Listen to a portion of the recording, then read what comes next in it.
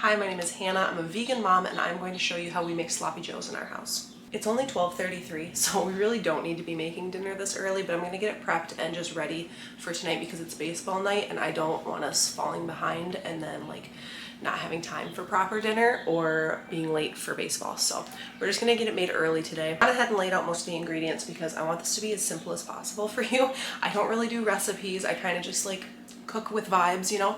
I do a lot of just to taste. And so for sloppy joes today, your main ingredients are going to be lentils and impossible meat.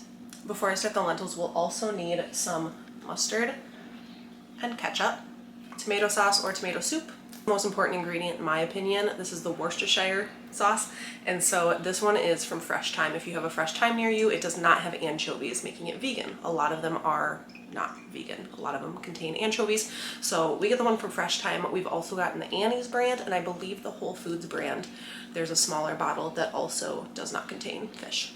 For seasonings and spices, I do a little bit of smoked paprika. You can do some garlic powder, some onion powder, or some minced onion.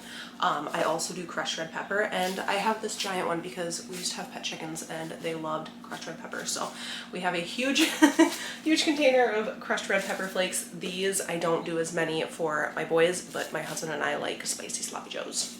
So our first step is cooking of the lentils. You can do just lentils, you can do just impossible meat, but my family does like a 50-50 split.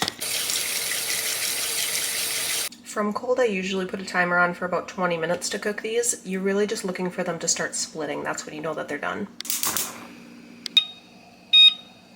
Even though you can cook your impossible meat from frozen, it's just kind of a pain in the butt. So I'm going to pop this in a bowl with some warm water and just start getting it defrosted so that once our lentils are done, we can cook this up. These are starting to split, so we're going to stop them here in a second and get them drained and rinsed. I just tested one and they need just 1 more minute. Our impossible meat is nice and defrosted, so we're going to cook that up right after we strain and rinse our lentils.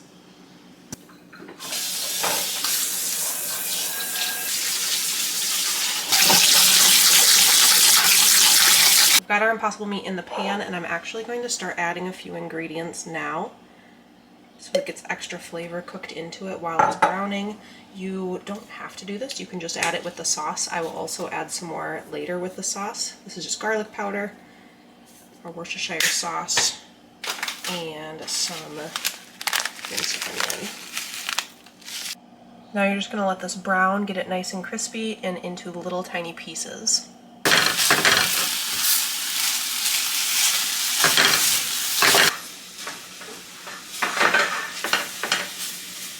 Once you've gotten rid of all of the pink and it's just this nice brown ground beef color, you're going to add in your lentils and start making the sauce. The base of our sauce is the tomato sauce or tomato soup, whatever you have on hand.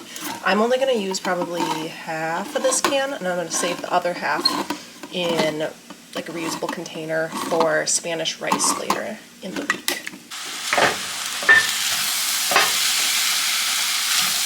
Make sure you lower your heat before you go pouring this in or it's going to start splattering everywhere. Kind of eyeball it with how thick you want your sloppy joes and how saucy you want them.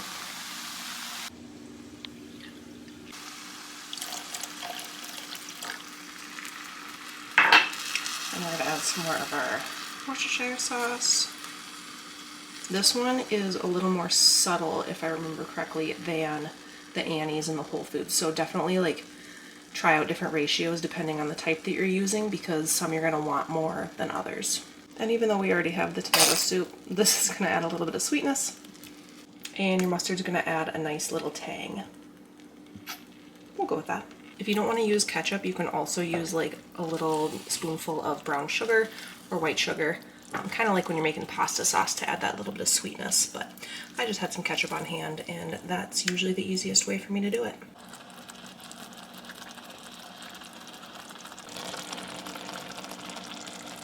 If it wasn't baseball night, I would totally do some homemade buns because I love making bread, but I don't have it in me today to make that big mess. And we have some buns here. They are not healthy buns, but they're buns. Whenever we use hot dog buns for sloppy joes, we like to call them sloppy dogs. They're also less messy for kids, and I just like them more. But make sure you also have some potato chips because that's going to add a nice crunch. It's going to add some saltiness to it. These are the ones I got today. They were on sale for like $2.40 for this big bag at Hy-Vee. So we're gonna have these tonight. I'm just gonna set them out so they're ready. Once this is cooked down for a little bit and all the flavors have combined, you can just shut it off. I'm gonna pop a lid on it, let it cool down, and then put it in the fridge to heat up later. And that's it. It's really simple. Let me know if you'd be interested in seeing the bun recipe that I use for things like sloppy joes, burgers, etc. And I'd be happy to share that in another video.